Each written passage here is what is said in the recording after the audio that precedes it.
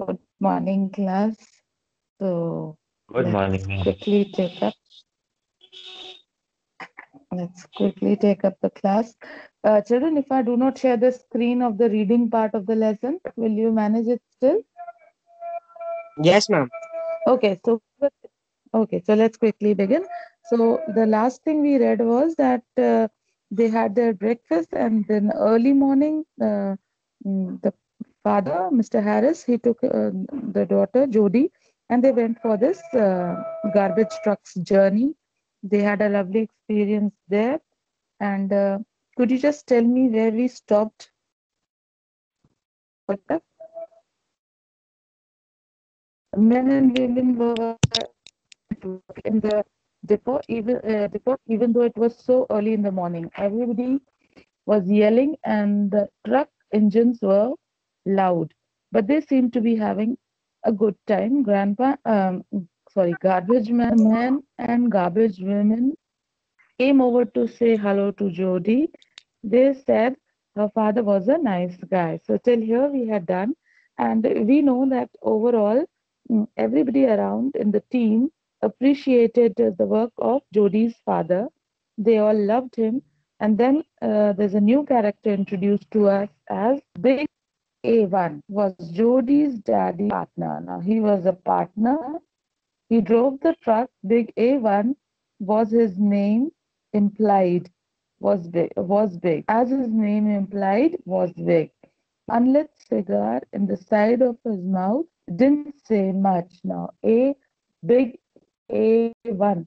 As his name was, he was of the same size also. He was a big, huge. And if you see the next picture on the page, you'll see that there are three people sitting on a breakfast table or at a restaurant, and there you see a huge man towards the right side. So he was big A1, okay? And he had a cigar in his mouth, and he hardly talked. Then Jodie's father handed him a thick pair of gloves. So handed her a thick pair of gloves. So Jodie's father gave her gloves. We were going to ride in back today, Jodie. The thing to remember is hold on tight. Now, big A1 will go slow, but you have to hang on until he stops. If you're scared, tell me, then I'll drive instead and you can ride up front with me. So now Jodie's father told her with an option that today big A1 will be driving and both of us will go at the back of the truck and we will hang on and stand towards the sides holding with a firm grip so while the truck is moving. And then at the same time he asked that if you're scared we can go, I can take up driving and you can come along in the next to the driving seat. Jodie said, I'm not scared, but she was just a little. So, though Jodie said that she wasn't scared, she was actually riding a moving truck, and that too standing and holding it, not something somewhere inside it.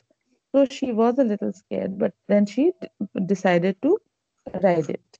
Jodie held on tight. She held on so tight that she almost didn't notice the smell of sour, rotten oranges, lemons, banana peels, and coffee grounds coming from the back of the garbage truck.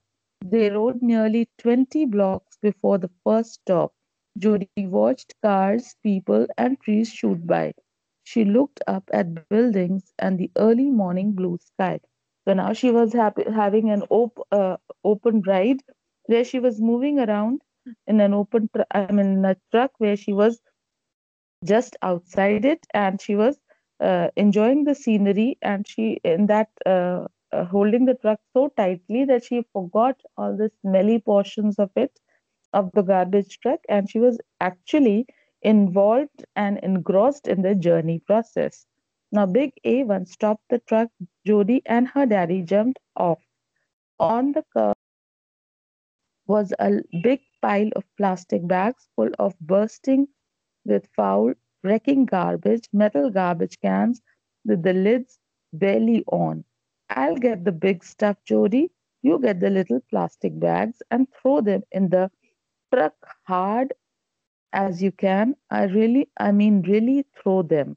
So now, once the truck stopped after a 20 minutes long run, so they came across a place, and from there they had to do the picking of the garbage.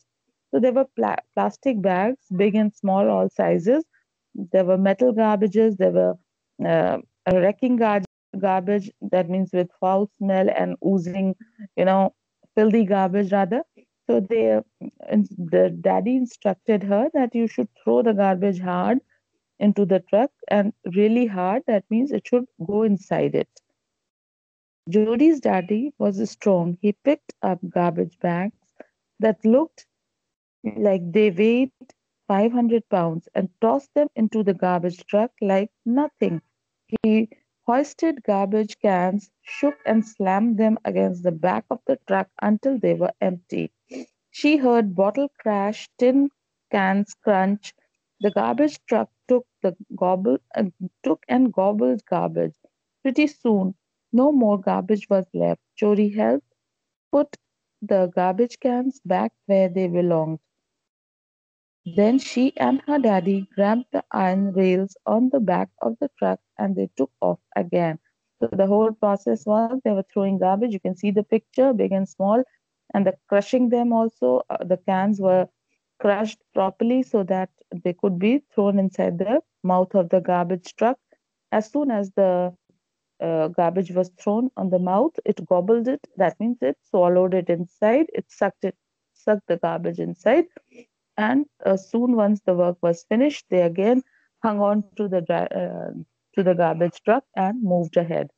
Big A1 drove slowly as promised, but as soon as Jody and her daddy hit the ground, everything went fast. So, though the truck was moving slowly because A1 had promised, Big A1 had promised, because they knew that the girl was a small little girl and she shouldn't feel scared, or she might not fall. So he was, as he had promised, he was moving it slowly. But once the work to do the work really quickly. At one stop, Jodie's dad held up a sagging gray garbage bag. Hey Jodie, feel this.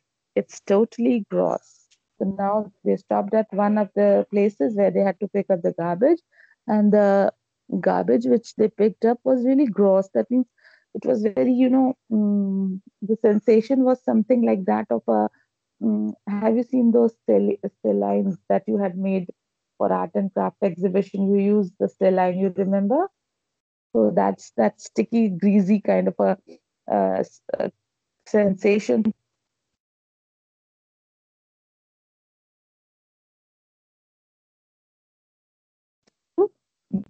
Just feel it. Good heavens! Jody gave the bag a squeeze. Something inside was oh so squishy. Ew! Feels like overcooked spaghetti. Lots and lots of overcooked spaghetti. What is it, Daddy? Ah, we'll never know. Will we? All part of all part of the mystery of garbage, honey. He threw the garbage bag into the truck and the truck snaffled it down, whatever it was. So finally, the sensation of the touch of that particular garbage was really, uh, you know, repulsive. And she wanted to know in curiosity what was inside. So the daddy said, no, no, that will remain a mystery because the rule of garbage picking is we shouldn't be seeing and opening them. That is the other department where the garbage is segregated, etc. So they said that let it be, and we should just be throwing it. Let it remain a mystery. And then soon the garbage truck moved further as they picked up the garbage from that place. Okay. Then picking up garbage and throwing it in the truck was fun, but also hard work. Jodie's arm got tired. That's when her daddy said, time for lunch. Big A1 honked the horn and headed for the diner. So now, after picking up garbage, they decided, ki, okay, it's time for a break, and they stopped at a place. And the father had noticed that yes, though it was fun to pick up garbage, but then it was tiring also. And Jodie could feel that pain in her hands, and she knew that it was a hard work.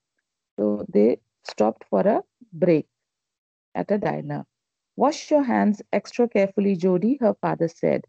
Jody had a cheeseburger and a vanilla milkshake. She thought it was fun to eat fast. After having lunch, she was nearly feeling a little surprised. Why? Because they had got up early, unusual lunchtime, quite early at 10 o'clock. And she chose cheeseburgers along with vanilla milkshake. Now, Big A1 and Jody's dad had coffee, and then it was time to get back to work. Jody couldn't believe how much dirty, filthy garbage fit in the truck. Finally, it was full. So after having their small little break, they again continued picking up garbage till the truck was finally full. Time to hit the dump, Jody's daddy yelled. After collecting the garbage from all over, it was time for the dumping of the garbage. So Big Avon honked the horn again. Off they went. The dump was way out of town. Big Avon drove faster. Jody held on tight. She was excited to see the world race by, the road whizzing along under her feet. So now, this time, when they were reaching towards the dumping ground, Big Avon was driving a little faster, and Jody could see all the trees and the buildings moving away quickly, and the road beneath the truck whizzing out from under her feet. Whizzing out means just skipping out under her feet because of the quick movement of the truck. It appeared so. Okay, the garbage dump was huge. It could smell. You could smell it from a mile away. They drove through a gate in a big chain link fence. Jody wondered outside the fence, who steals garbage? So now they had to go outskirts for the dumping ground. The dumping grounds are usually away from the city, so it was a long drive. And when they reached there, she could see that there was a fence all around. Iron fencing was done, and she wondered that who would come and steal the garbage? Why is this fencing all around? So she was really surprised at the thought that there were fences all around. Here, seagulls flew all over the dumps. They screamed, cawed, and fought in the air and on the ground. They found stuff to eat in the at the garbage dump. The fence couldn't keep them away. So though there were huge fences all around for people not to enter, and Jody was really wondering who will come and steal and try. Why is this garbage dumping ground so fenced? People might not even come to um, steal it. But then there were seagulls who were fighting and making all different kind of noises on the ground as well as in the air near the dumping ground, and they could find their eatable enough things to uh, satisfy their hunger. So there were seagulls who could not be stopped by the presence of the fence there. Jody and her daddy got off and watched Big A1 drive the truck to the top of the garbage heap. So now Jody and her daddy came out, and it was Big A1 who just took the garbage truck to the huge piled up bundle of a heap of garbage, and he took it over. The truck was taken over to it. That means एक बड़ी सी hill जैसा बन गया था dumping ground पर, and the garbage man Big A1, he had taken the truck to the peak of it. Okay, now Big A1 got out, took the cigar butt out of his mouth, and yelled, "Hey Jody, come on up here. How do you like to dump garbage today?" So now, after settling the truck there, he shouted, the Big A1 shouted, "Would you like to come and see the garbage dropping down now? Won't you like to dump it here? So come, let's join the process." So Jody got to sit on the driver's seat. Big A1 showed her which buttons to push. The back of the truck rose until the garbage spilled out. Jolie pulled the cord to hook the horn, to honk the horn. Seagulls flew away screaming. Now, if you all have ever seen the garbage truck, the what is it? The trolley backside could be raised up. So they had risen the trolley with a button, and it was Jody who was being instructed by Big A1 how to go about it. And finally, after the truck's garbage portion was raised, the garbage was pulled down. It just went down, sliding. Okay. When the truck was empty, Big Avon took over. He and Jody drove down the garbage heap again. Jody and her dad rode in the front with him on the way back to town. Jody was tired but happy. So after dumping, they brought the truck down, and this time on the return journey, both Jody and her father, they decided to sit inside the truck and to continue their journey back to the town. Now comes the best part of the job, Jody. While almost everyone else is still working, I get to go home, clean myself up, give your mother a big kiss, and then I get to come pick you up at school every ding dong day. Levi, I like being a garbage man so much. So now on return journey, he's telling the pleasant part of it, that while the others are still working, their work is over, and now he could go back and clean himself up and greet the family, give a kiss, and then he could come and pick Jody from the school at that particular time when he's free and when nearly others are working still. And he likes this part of the work, especially because he's free now. Jody gave her dirty, smelly garbage man daddy a big kiss. She said, "When I grow up, I want to be just like you and Big A1." So now she appreciates the job. She is no longer, you know, feeling that negative sensation about it. And she also says that I like the job and I would in future would love to be a part of you as you had been into it. I really appreciate. Jodie's daddy said, "There's plenty of time to decide, Jodie. We can talk about it later." So finally, daddy said that you have plenty of time to think of about your what job you're going to take up. So nothing to worry, you can think about it later. Big even took the cigar out of his mouth. "You're a nice little girl, Jody. I wish I had a daughter like you." When they got back to the depot, Jody gave him a kiss too. Now, I hope you understood that finally he took out a cigar and he was talking to the girl, and he said, "I wish he also had a daughter like Jody, because he found her very interesting and very loving. She was a nice girl," he complimented. And Jody also gave her a small little peck on his cheeks. Whenever someone asks Jody what her daddy does for a living, she says, now listen to this. So now, after that, after this lovely experience, whoever asks Jody, "Okay, okay, what work does your daddy do for living?" She says, "Now see, he is a garbage man." And here the lines are telling you that there was immense pride and honor for the profession his daddy did. And she used to proclaim it very clearly that my daddy is a garbage man. And if they say "ew," that means if the other children said, "Oh, what a filthy work," she says, now comes the very important part. "Everybody makes garbage, but my daddy takes it all away." What a lovely summarization of the passage. So now she replies to every other person who makes fun of the work.